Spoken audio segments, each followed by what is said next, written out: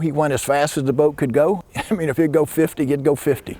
They wanted to make the rule that you couldn't call an unreasonable speed, and I always call for 50.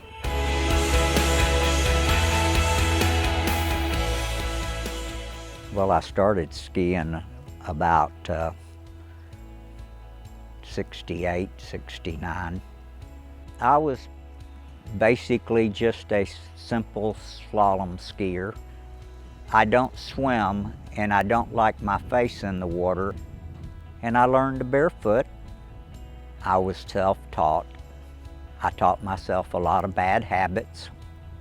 I have a picture of me back barefooting, and people today would look at it and critique that, and they're like,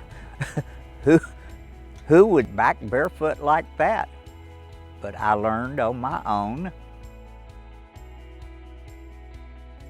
And I'm the kind of guy that cannot stand around idle when I see things that need to be done. And I became a senior driver first, and then a senior judge, and I became a senior homologator. I had 20 years of world championships that I went as an official, a coach, or a manager, or a judge, something. Sylvia got involved. She was judging, she was scoring. She became the vice president. And I said, "You need to run for president." And she said, "Oh no, you give me enough hard time about how things are going as the vice president. You run." So I ran for president.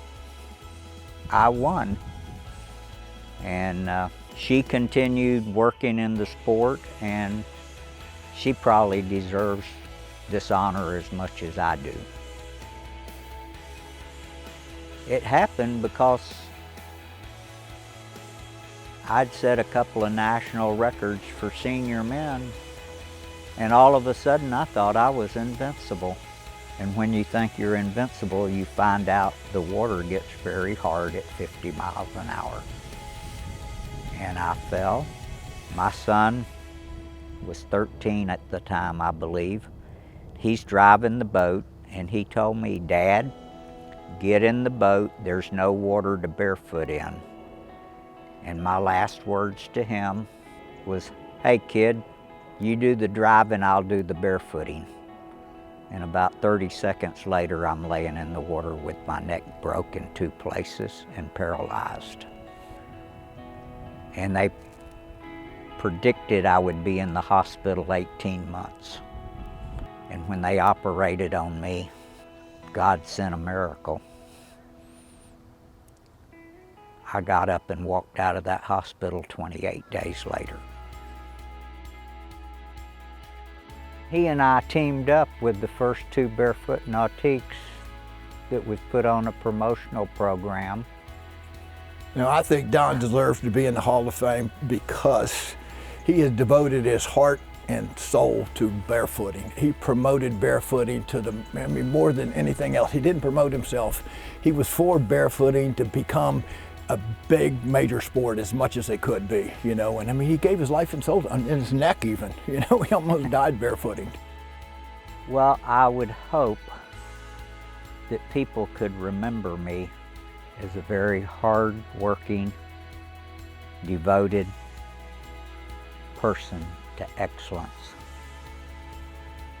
I may not be the most likable guy, the most handsome guy, or the tallest guy, but I'd like them to remember me that I had a heart and a passion for barefoot water skiing.